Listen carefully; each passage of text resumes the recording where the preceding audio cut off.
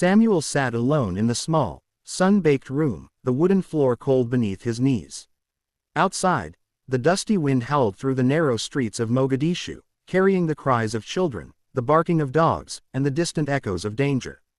He could hear the hum of the city, but in this moment, it felt miles away, as if the world had folded into silence just for him. For 20 days, he had chosen this silence. 20 days without food, only water, and endless prayer. His body ached, muscles screaming from hunger, but his spirit felt strangely awake. It was as though each pang reminded him of something greater, something invisible but very real. Samuel's eyes, once bright with mischief as a boy, now shone with quiet determination. His lips whispered prayers that were barely audible, yet in those whispers, he felt a strange, comforting presence. He was alone, yet never truly alone. The first days had been the hardest. The gnawing hunger clawed at him, threatening to break his focus. Memories of meals shared with friends and the laughter that once filled his home came like shadows, teasing him, tempting him to stop. But Samuel clenched his fists and pressed his face to the wooden floor, whispering, "Jesus, I trust you. I surrender to you." He had learned early that surrender was not weakness. It was a fierce strength, a quiet rebellion against fear. People outside could not understand his choice. They called him foolish. "Why starve yourself?" they asked. "You will weaken, you will fail." But Samuel's heart knew differently. He had heard stories of miracles, of people who prayed so deeply their lives changed in a single moment. He longed for that connection, for the invisible hand that moved mountains in the lives of the faithful. As the days passed, something strange began to happen. His mind, once foggy with hunger and worry, sharpened. He began seeing things he never noticed before. The way light bounced off cracked walls, the faint patterns of dust dancing in the sun, the tiny green shoots pushing stubbornly through the dry earth outside. Samuel realized that his hunger was not only physical. He was hungry for purpose, for clarity, for something that no food could give him. By the 10th day, Samuel's body was weak, but his heart was stronger than ever. He had started seeing visions, flashes of people he had never met, places he had never been, and moments that seemed to come from the future. At first, they scared him. Was his mind breaking? But slowly, he understood.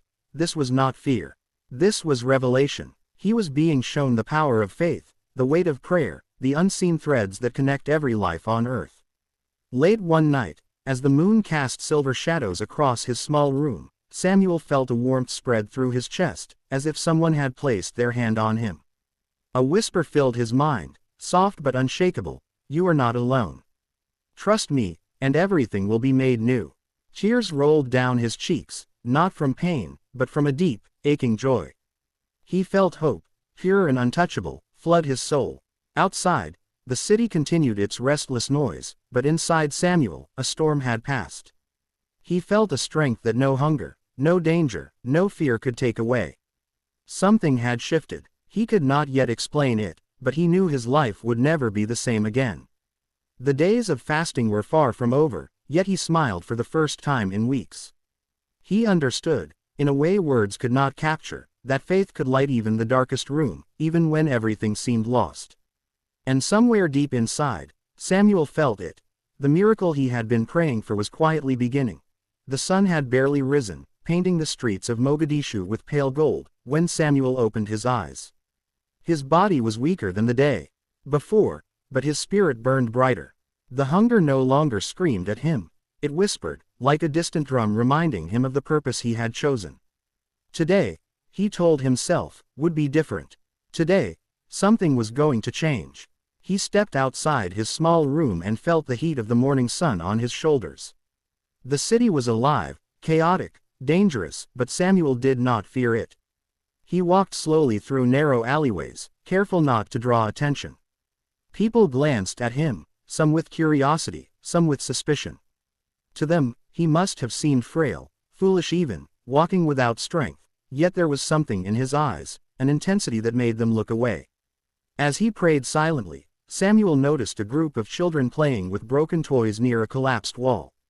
One boy, no older than 7, had scraped his knee, and another child tried to help him, but he kept crying. Samuel felt an overwhelming urge to step forward, yet he had no energy to move fast. Still, He whispered a prayer, asking for healing, for protection. And then it happened. Slowly, almost imperceptibly, the boy's bleeding stopped. He blinked in surprise, looked at Samuel, and a smile spread across his dirt-streaked face. The other children stared, too, confused but happy. Samuel didn't know how or why it had happened, only that it had. That night, exhaustion pulled at his body like chains, but sleep could not claim him. His visions returned, stronger this time, showing faces of people in danger, families crying in silence, women hiding from unseen threats. He saw flashes of fires, broken homes, and yet, amidst the despair, he saw moments of hope, small sparks of courage, love, and faith that refused to die. Samuel understood, with a clarity that startled him, that his fasting was not for him alone. He was being called to be a vessel, to carry the unseen power of God into the broken places of the world. But the city was not forgiving. Danger lurked in every corner. That very night, Samuel heard footsteps outside his small room. Shadows flickered in the dim streetlight. Bandits, he realized with a jolt. Mogadishu was no stranger to violence, and anyone who appeared weak or different could become a target. His heart pounded, but instead of fear, he felt a calm settle over him. He whispered a prayer and stepped closer to the wall, watching, waiting. The men approached, loud and threatening, their eyes scanning for easy prey. Samuel's body shook, but his mind was still, anchored in something far greater than himself. Then, a strange thing happened. As the first bandit raised his hand to strike, a sudden gust of wind threw the group off balance. Trash and dust swirled around them like a mini whirlwind, blinding their vision. Samuel didn't move a muscle. He only prayed. Moments later, the men, frustrated and confused, ran off into the night, leaving Samuel unharmed. He could not explain why it had happened, but he knew this: he was being protected.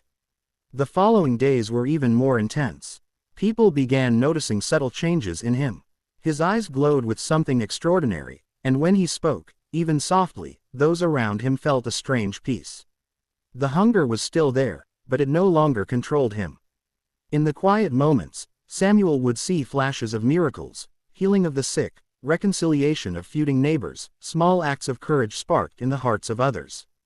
It was as if the city itself began to respond to his prayers, and every act of faith, no matter how small, caused ripples across the lives of those around him. Yet, Samuel knew this was only the beginning.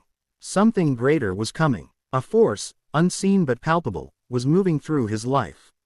The city's danger had not disappeared, and his body grew weaker with each passing day. Still, he smiled, because he understood a secret few could grasp.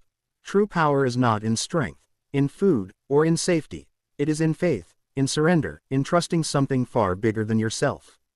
And deep in his heart, Samuel knew that in just a few days, the miracle he had been praying for, the one that could change not only his life but the lives of thousands, would begin to unfold.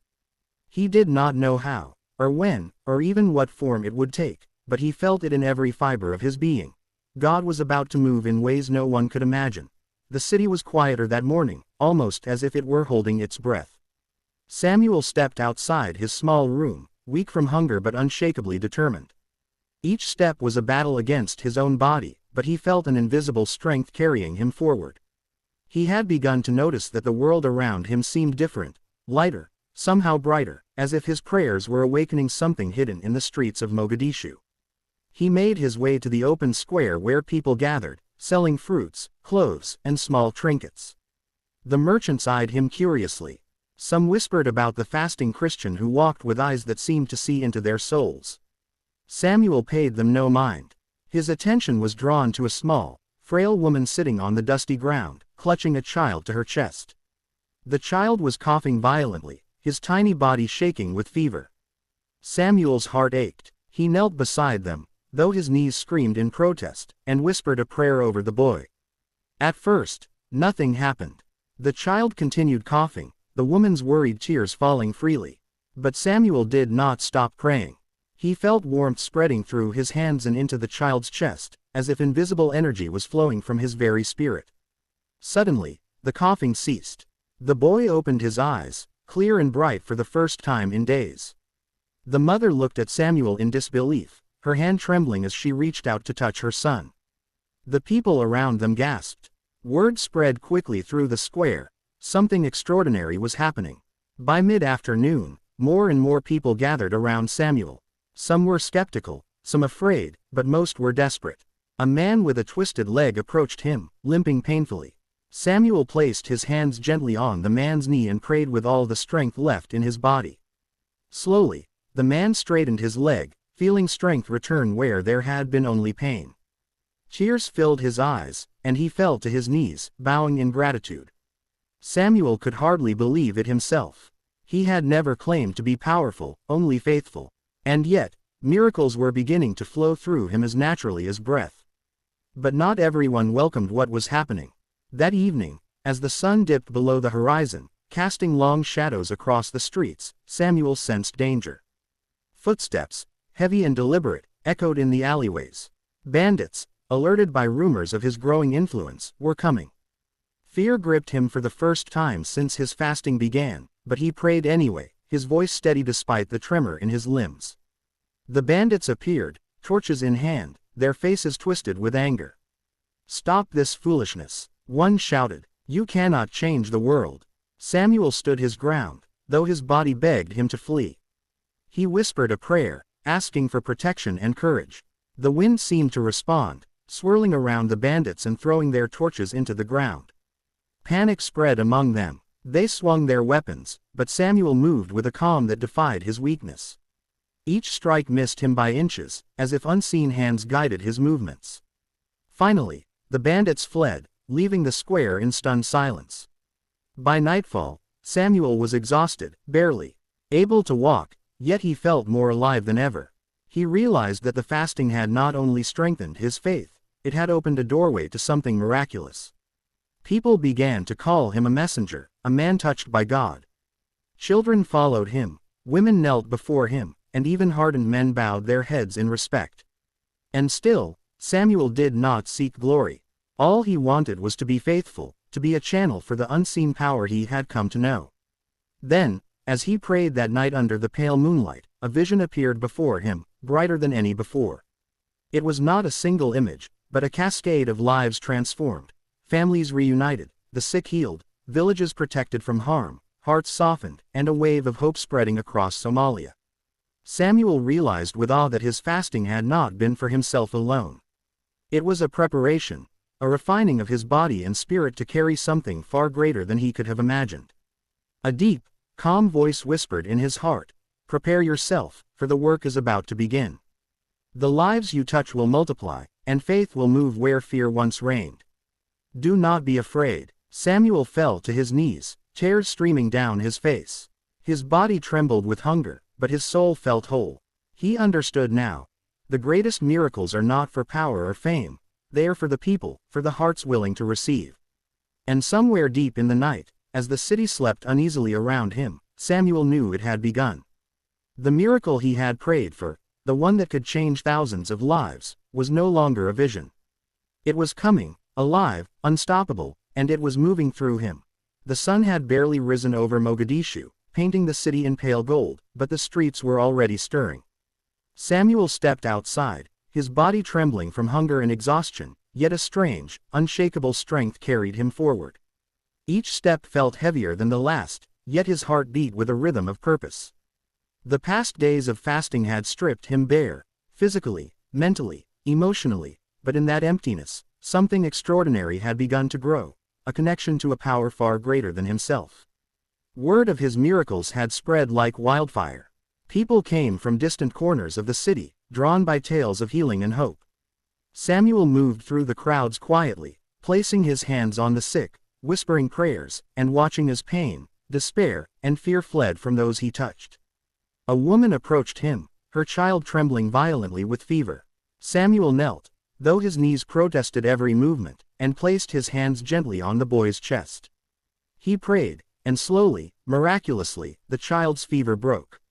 The mother fell to her knees, tears streaming, as the people around them gasped in disbelief. Samuel did not rejoice in his own strength. He understood that it was not him, but the unseen power moving through him. By midday, the streets buzzed with both awe and suspicion. Samuel could feel eyes on him, heavy and calculating. He knew that not everyone would welcome these miracles. Dark forces lurked, waiting to strike fear into those who dared to hope. And indeed, as he walked toward the central square, he sensed danger. Shadows moved in the alleyways, silent and deliberate.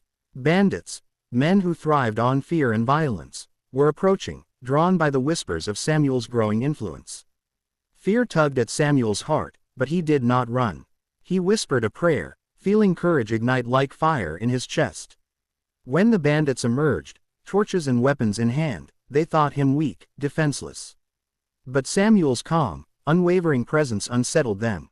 He extended his hands and prayed silently, feeling a warmth radiate from him. Suddenly, the wind picked up, swirling dust and debris around the men. Torches flickered, weapons wavered, and the bandits froze in confusion.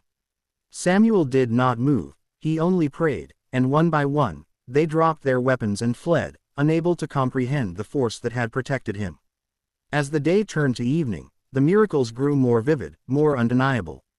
A boy who had been blind from birth opened his eyes for the first time, gasping at the sight of sunlight. A woman, crippled and confined to her bed for years, stood and walked, tears streaming down her face.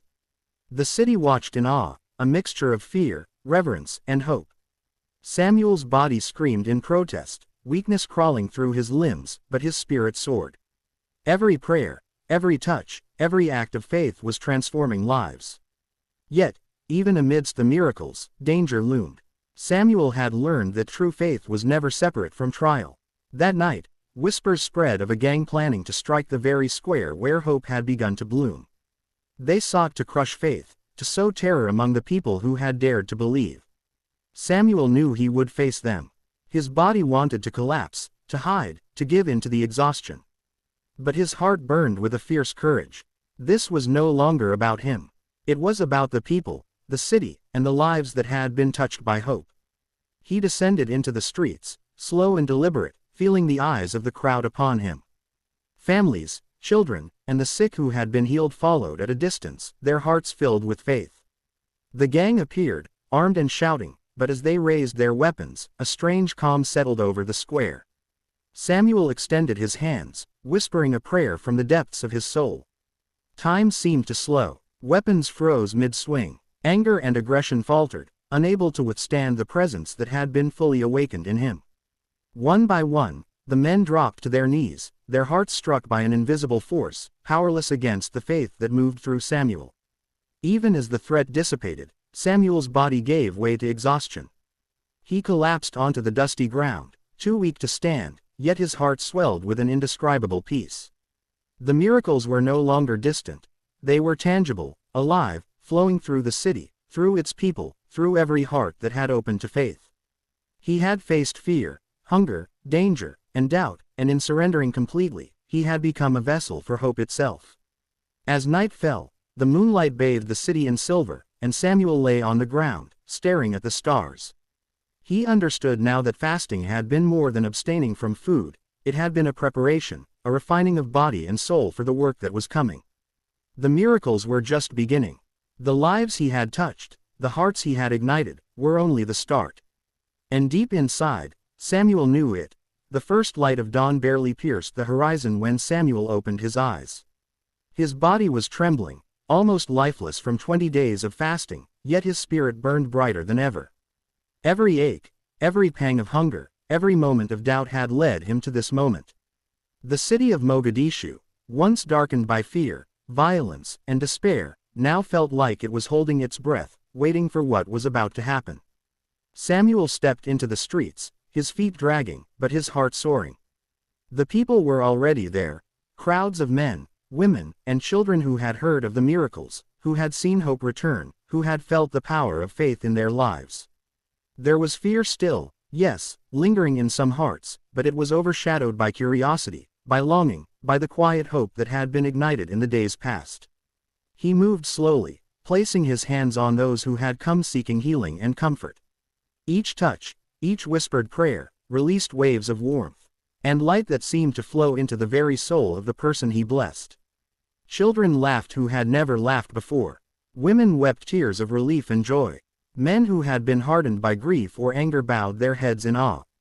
The air itself seemed to shimmer with something unseen but undeniable, faith made tangible. And then it began. A sudden wind swept through the streets, gentle yet powerful, and the people gasped.